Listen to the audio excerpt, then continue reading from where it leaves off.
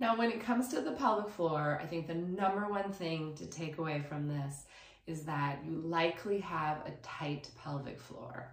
Now, this can be confusing because a lot of the symptoms in postpartum, like leaking pee or leaking poop or farts, or feeling prolapse or heaviness, like your organs are falling out, they all kind of lend to the concept that we have this gaping hole that a kid came through and it's all loose and everything's falling out of it.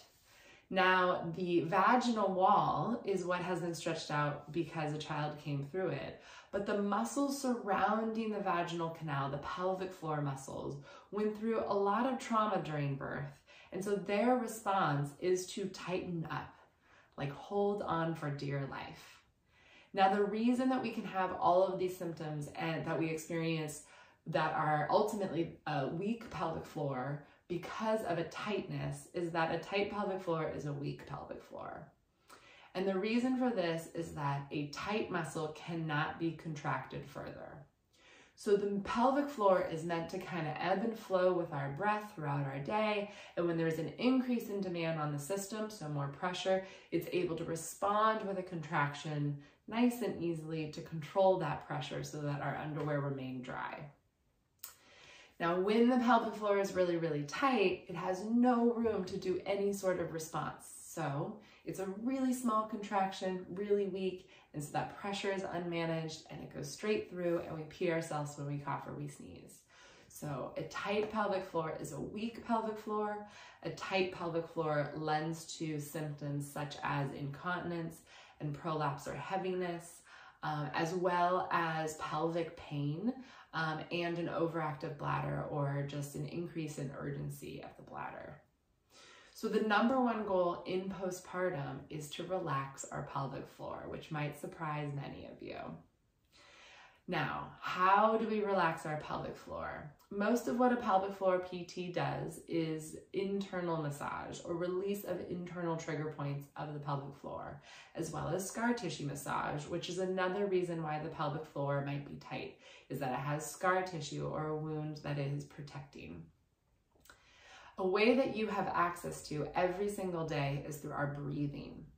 So on every inhale, what's supposed to happen is our abdomen is supposed to give way to intra-abdominal pressure, and our pelvic floor and abdominals are supposed to relax and lengthen.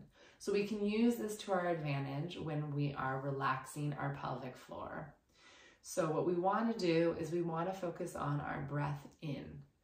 So we also want to direct it downward. Now, during pregnancy, it's really common for us to again, become chest breathers and also never get that air all the way down into our pelvic bowl because there's a baby in the way.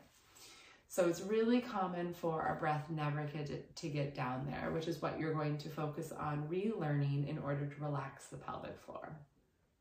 So how we do this, it's different than diaphragmatic breath in that we're not really concerned about breathing into the sides.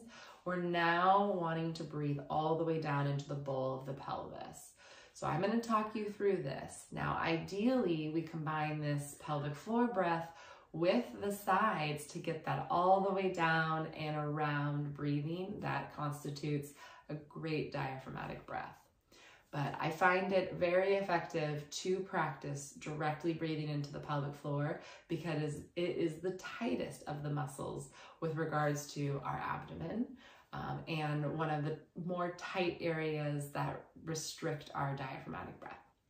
So if you take one hand on your chest and one hand just above your pubic bone, or you can go even more direct and you can actually sit on your hand on your perineum and apply a little bit of pressure to your perineum to give you feedback that you're breathing all the way down into your pelvis. Even more direct is if you stuck a finger into your vagina, you'd feel this really tight hole with a lot of resistance. And then as you breathe into it, it will soften and open more into a tunnel. So you want to focus on your inhale and you want to direct it down into your lower hand, whether that's right above your pubic bone or on your perineum. So take a few deep breaths, breathe in, and then exhale to rest.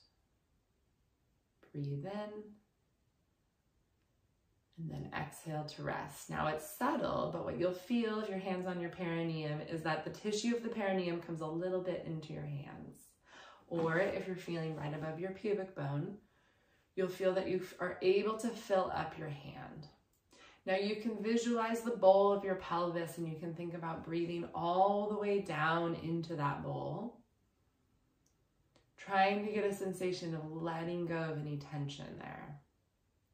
You can also think about breathing into your sit bones or breathing into your gluteal folds, breathing into your tailbone as well. We tend to be more gripped on the back side of the pelvic floor, so toward our anus and tailbone. Now you may not feel like at first you're very good at this, and that's okay. You're relearning something that you never thought about before. So just stick with it, give yourself feedback, and the easiest position to do this is lying down on your back with your knees bent and your feet flat. But I do encourage you to practice in all positions throughout your day. Make it easy and learn to have that pelvic floor at a more relaxed state. Only then can we really load the core and strengthen.